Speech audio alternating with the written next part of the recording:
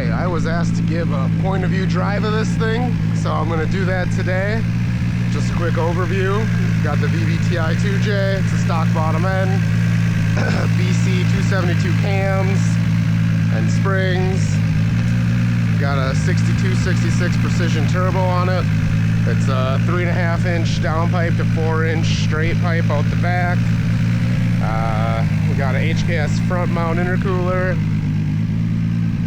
It does a lot of track days, so it has brake cooling ducts in the front bumper. I'll just shut this here. It's on an AEM Infinity standalone. There's the AP brakes. Car is a 1997 6-speed.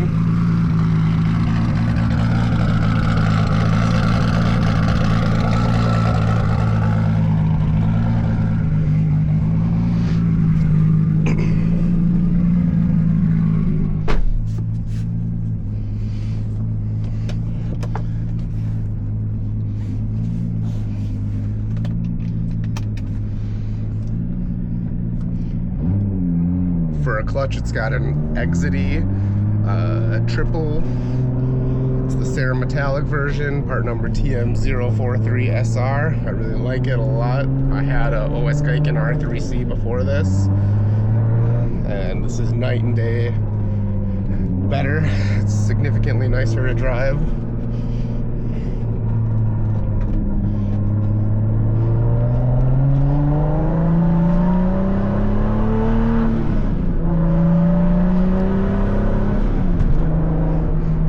Does run on ethanol.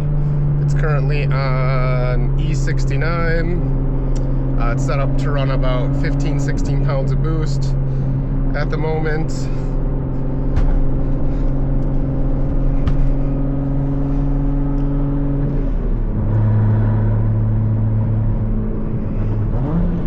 Yeah, I just thought we'd take a little cruise, give a little point of view of what it's like to drive around town. The VVTi makes a huge difference as far as how the car accelerates at low throttle levels and how responsive it is.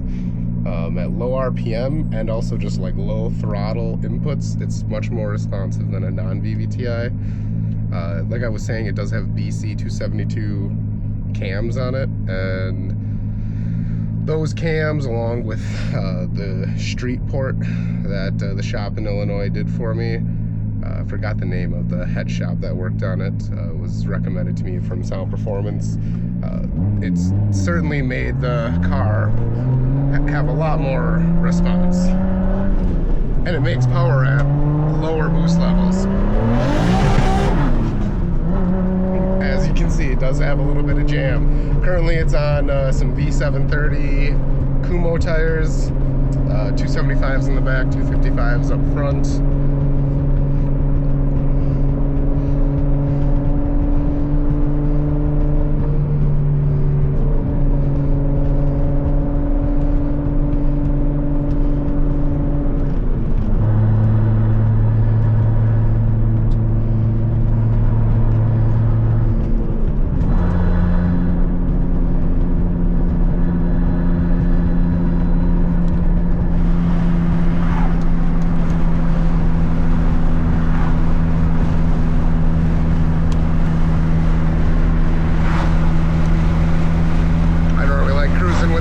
Open. Hopefully you guys can still hear. That's how you normally hear the car on a track day anyway.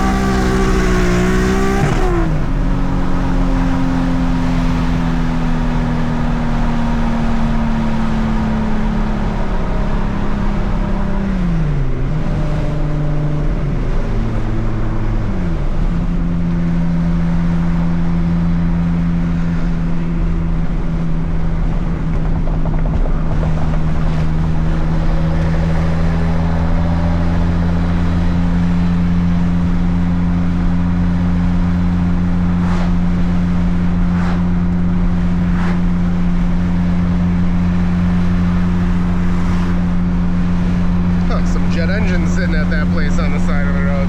Don't see that every day.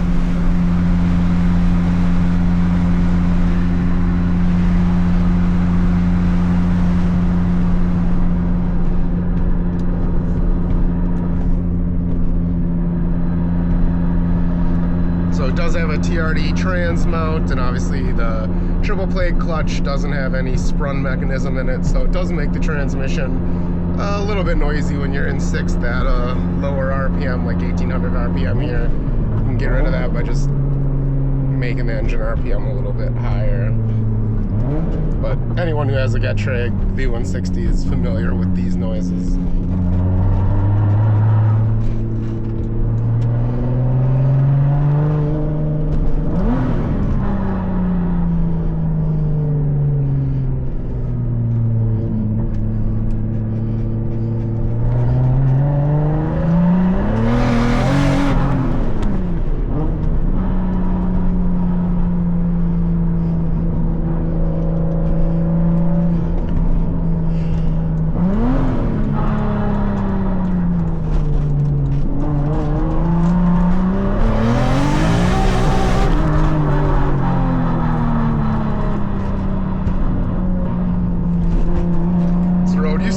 Better back in the day. Now it's gotten pretty bumpy, so you gotta be pretty careful on it.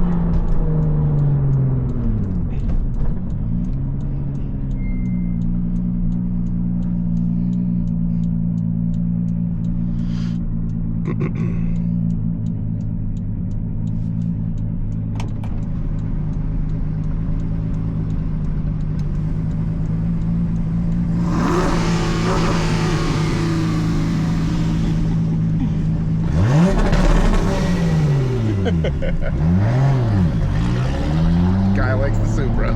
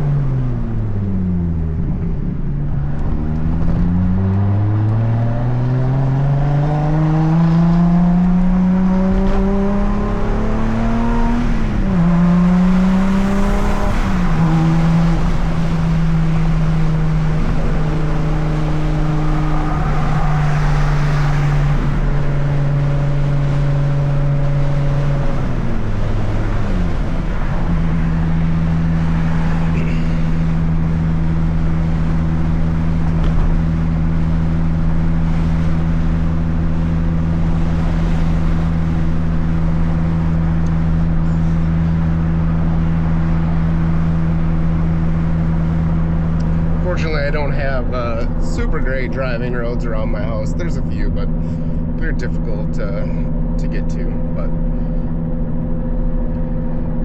yeah, it's crazy. I've had this car over 15 years now and still enjoy driving it just like when I got it. The suspension on it, it does have Reinhardt R1 coilovers that have been custom valve for it. It's a 22K front spring and a 14K rear spring. Got Titan anti-roll bars. I've got the AP front brakes. I've got it on Carbotech XP24 front pads and XP12 rears. Still has the stock rear TT brakes. I would like to upgrade the front brakes. They are currently AP 6 piston calipers, but they're kind of an older caliper design from them. I'd like to get a Pro 5000R Radical for the front, and then also switch to a 4-piston AP setup in the rear. Essex doesn't make anything currently, but that's something I'd like to look into getting done with them. My kid has been on the car since I bought it, and I've done a lot of track days with it, and it's pretty much just time for it to be retired.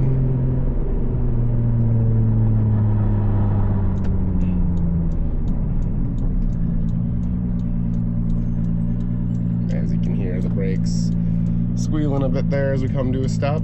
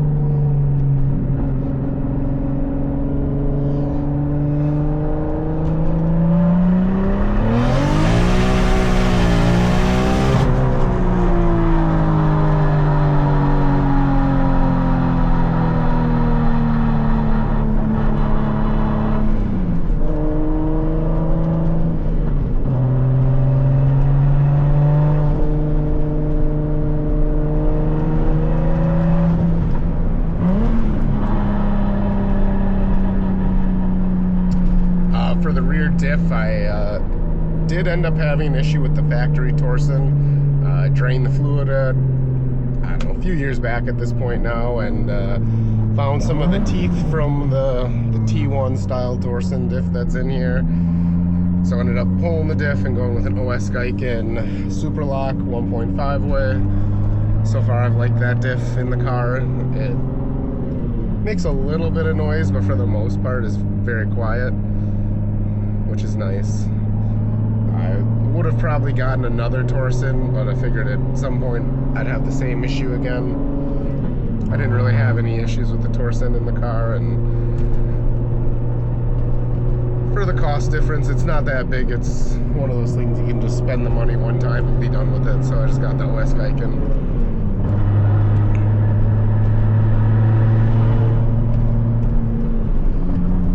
And the car is a straight pipe exhaust, so no muffling devices after the turbo, and it surprisingly isn't too bad inside. You can definitely easily have a conversation in here. I don't think it's bad, at least. Maybe there's a couple of RPM ranges that it's not ideal, but even highway cruising is relatively comfortable in the car. The biggest thing is probably just the suspension is pretty stiff these days. Having the 22K, 14K springs on it. Used to be a lot softer spring rates that I had, so.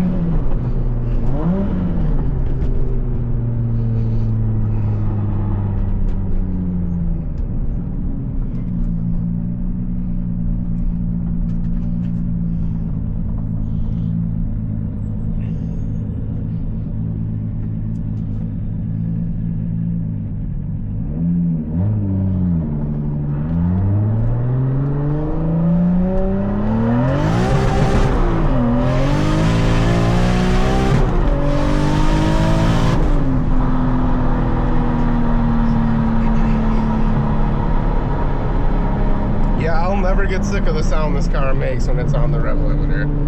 It's pretty fantastic. Definitely does not get old.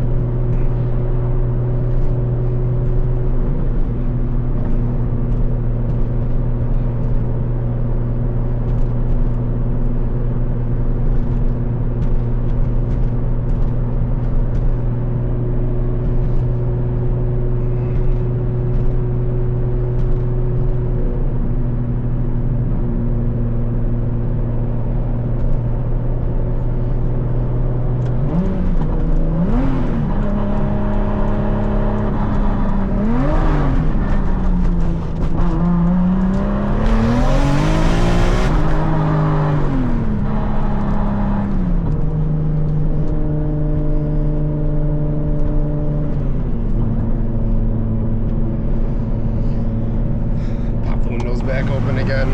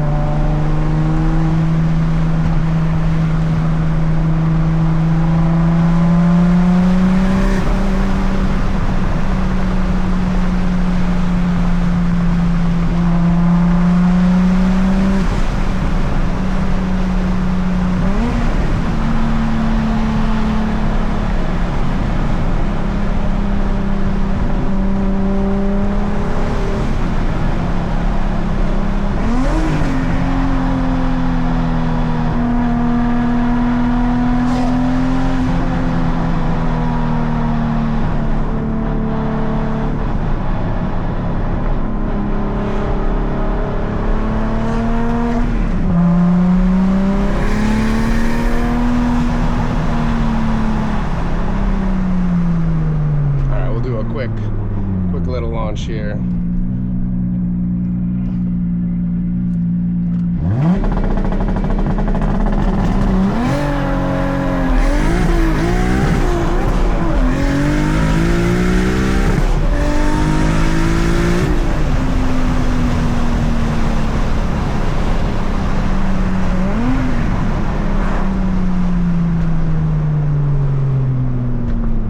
We'll redo that. That wasn't very good.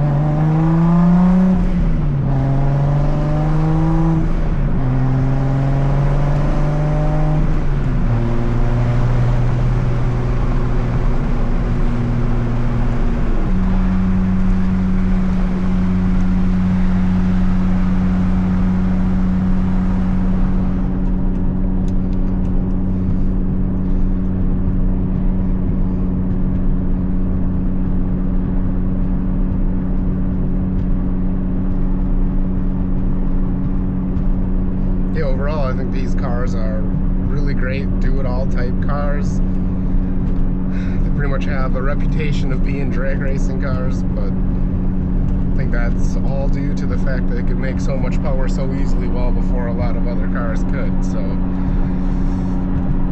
I've had a lot of fun doing pretty much anything with this car, sliding it around, doing road course stuff, drag race it. That's never been really my thing, but certainly I think the car is pretty great at pretty much anything you want to do with it.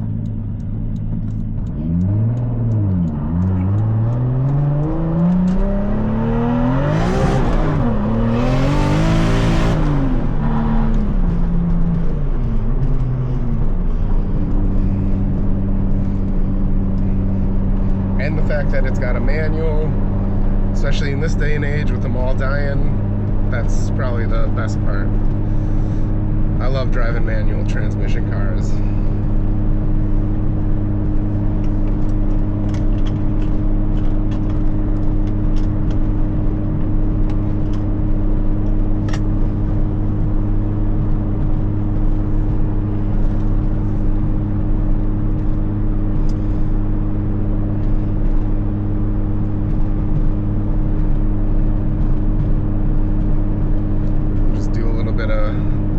POV Cruising now, and I think that's about it.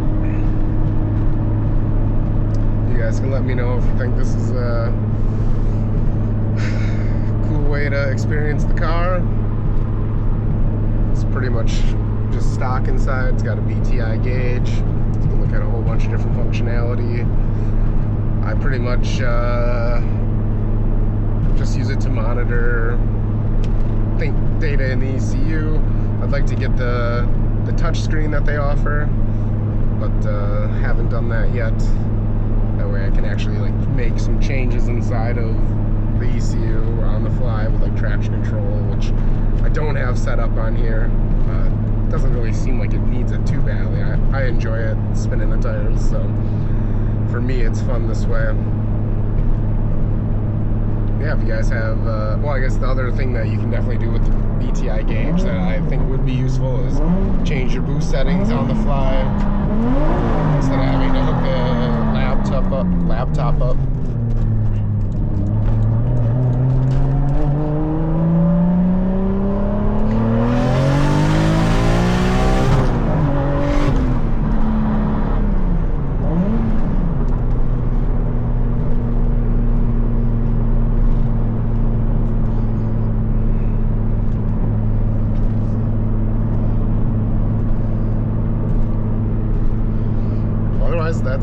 That's my car. That's what it's like to cruise around with, do some rips. Probably should have ripped a couple donuts, but maybe I'll put some different tires on for doing that. To be continued in another video. See you guys.